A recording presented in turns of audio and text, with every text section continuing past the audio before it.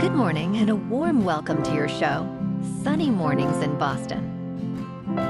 I'm your host, Melissa, and it's Thursday, April 17th. You'll be interested to know. Today is Maundy Thursday, marking the Last Supper on the Thursday before Easter. Also known as Holy Thursday, it commemorates Jesus washing the apostles' feet.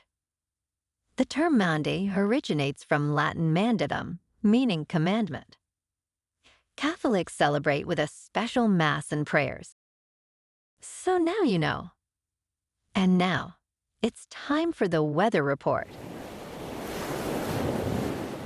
This morning, it's sunny and it feels like 31 degrees with 13-mile-per-hour wind.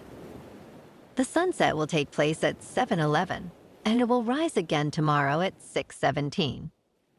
It looks like we're in for some sunny weather today, with a high near 58 and a gentle west wind blowing at 8 to 12, gusting up to 22. Tonight, expect mostly clear skies with a low around 39 and light winds. For all you beach runners out there, the first low tide Thursday will be at 9, with a high tide at 3:15.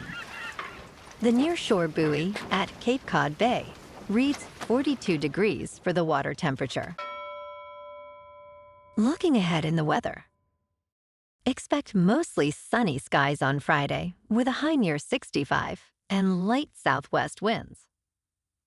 A chance of rain showers develops Friday night with lows around 51. Saturday will be partly sunny and warmer, reaching near 78, with a slight chance of rain in the afternoon. Saturday night brings mostly cloudy skies and lows around 54. Sunday cools off again with mostly sunny skies and a high near 65. Lows will drop to around 43 at night. Monday will be partly sunny with a high near 57 and a chance of rain showers at night with lows around 45. Bonjour, food enthusiasts. This podcast is brought to you by Versailles Cafe and Pastries in Encinitas. Nestled on El Camino Real South, just north of Encinitas Boulevard, this cafe is a haven for culinary delights. Indulge in their amazing Eggs Benedict or their gluten-free crepes. You can grab a panini for lunch or just breeze on through to get your morning coffee. They are open every day from 8 to 5. So stop on by and don't forget to tell them Sunny Morning sent you. In local news, the Boston City Council is currently considering the resignation of Councilor Tanya Fernandez Anderson, who has indicated plans to plead guilty to 2 of 6 corruption charges. Despite her impending court appearance on May 8th, just 3 days after her announcement, she has not officially resigned.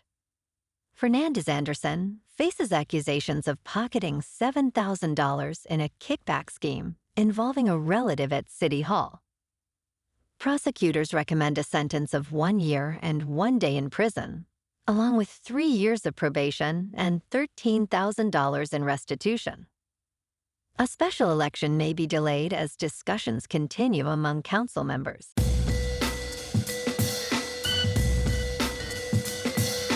Now on to sports. In a thrilling conclusion to the Golden State Warriors' 121-116 play-in victory over the Memphis Grizzlies, the NBA revealed that officials missed 4 crucial calls in the final moments. With just under 90 seconds left, Draymond Green should have been called for a foul against Scotty Pippen Jr., potentially leading to his exit from the game.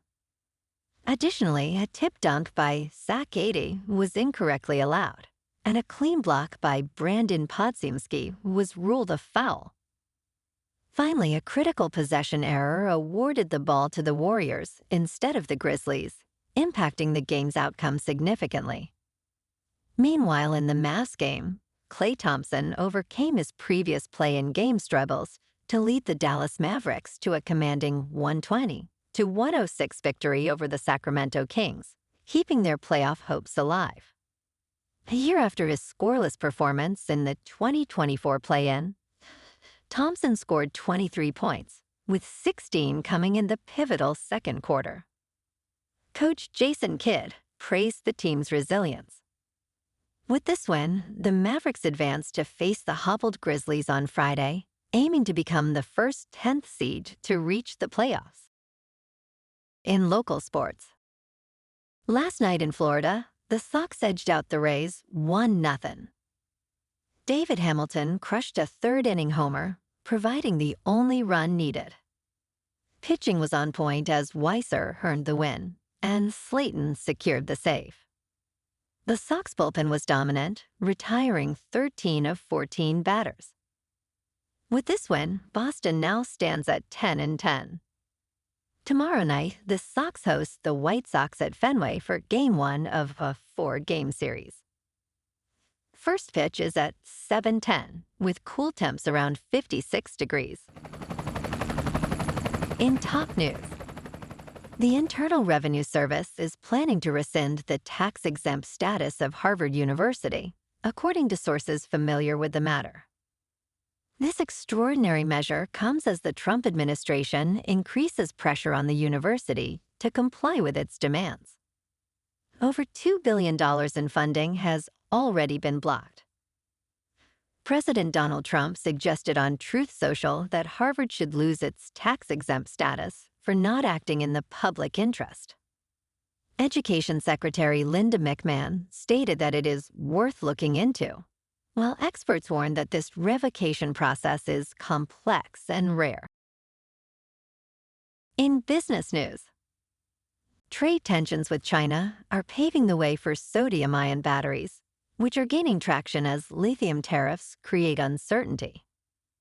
Historically, sodium for battery production has been a pipe dream, but Natron Energy Incorporated, based in Holland, Michigan, is now producing these batteries at scale.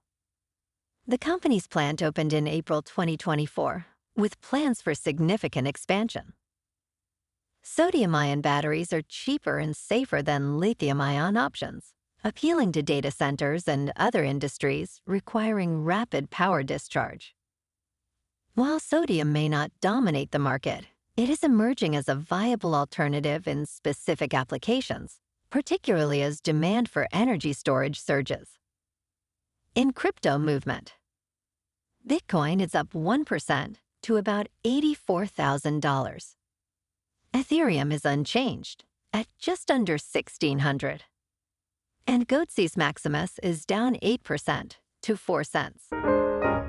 Moving on to a more local vibe. In our community spotlight on health and wellness, we are working with a national Pilates studio to bring you some free classes, so listen up. Check out Club Pilates, with several locations in the Boston area. Pilates presents a comprehensive wellness approach, cultivating strength, reducing tension, and elevating mental well-being. Scientific research affirms its benefits. So now you can check out Club Pilates for a free class. With locations in Canton, Wellesley, Hingham, Brookline, and Framingham, just be sure to tell them Sunny Morning sent you by. And now, back to the show. Let's talk tech. OpenAI is reportedly developing its own social network, reminiscent of X, according to various sources. The project is still in its early stages, featuring an internal prototype that integrates ChatGPT's image generation with a social feed. CEO Sam Altman has been seeking feedback from outsiders, though it remains uncertain whether this will be a standalone app or integrated into ChatGPT, which was the most downloaded app globally last month. This move could heighten Altman's rivalry with Elon Musk and create competition with Meta, which is also planning a social feed for its AI assistant. And in entertainment news, teenagers are causing a stir at screenings of the new Minecraft movie, thanks to a scene featuring a chicken jockey that has ignited chaos. Audiences are reportedly throwing popcorn, squirting lotion, and even releasing live poultry in theaters. In response, police had to intervene at a multiplex in Alaska, while a theater in New Jersey is now requiring adult supervision for teens at these screenings. Despite the uproar, the film had a strong opening, grossing $163 million. Well, alrighty, folks. It's time for the quote of the day. And today, our quote comes from the Italian religious leader, Francis of Assisi. And he said, "Start by doing what's necessary, then do what's possible, and suddenly you are doing the impossible." And that's a wrap for this morning. You can check out our Instagram, YouTube, and TikTok for some captivating aerial videos with local news and the weather reports. Have an amazing day, my good friends. We'll see you tomorrow with another episode of Sunny Mornings in Boston.